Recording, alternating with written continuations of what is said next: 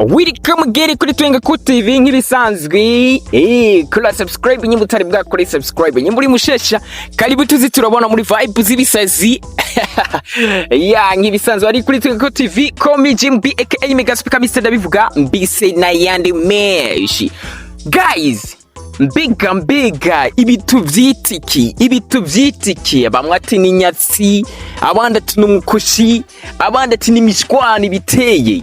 Ni Kirikou akili aho ubona imodoka yiwe yaraye igize isanganya mw'abantu mwe. Ya modoka yahabwa n'abafana cyangwa se ya modoka yahabwa n'umuziki, ya modoka yahabwa n'indirimbo ahanihe yo muri Superbat yaraye igize isanganya aho ubona ko yaguye mu ikanovu, ariko Imana yarakinze nta muntu n'umwe yigeze yigiriramwo isanganya.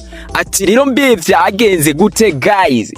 Welcome again, maze uronka amakuru ameze neza kuri Kirikou TV nta handi mbese na Mr. Ndabivuga. Guys, uko bimeze rero nuku mbese ubona yuko ibintu bitanguye guhindura isura mu ba influencer. Avuga ati iyo ni imyaku cyangwa se ni nyatsi, ayo amajambo ubwo n'uburozi, bamwe bakavuga amajambo agiye atandukanye. Ubona yuko inkuru ivuga yuko Kirikou akili imodoka mbese yagize isanganya mbese atari we yifise, aho ubona yuko mbese yari yayihaye umwana w'umukobwa. Gusa ari baramenye ko yoba ari umwe muri bamwe bavukana, ariko ti yahaye umwana w'umukobwa iyo modoka, aho mbese niwe yagirane isanganya. Aho ubona na SIMBIZI w'amasema vumba, ubona ko bamaze iminsi nyene mu mitwano. Ubona yuko nawe yaciye agira amajambo ashikirije kuri ubuga rwiwe rwa Facebook, aho yagize ati urumogi yabanje abanza message imwe ivuga ati urumogi ni rubi, acashiraho na emoji azokurira, aca nyongere gira ati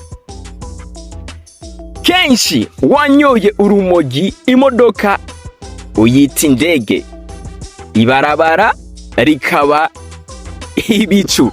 Guys, urumva neza kari ya majambo yo gusotora umuririmbyi wacu Kirikou akili ho kumubwira ati pore aguma cyoza amajambo mabi gusa usimbizi sose mavumba.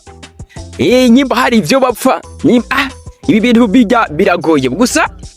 The news twari tubazaniye zarizo update nuko Kirikou akili ubu tuvugana ya modoka yiwe yamaze kugira isanganya mbese yaguye mu ikarevu.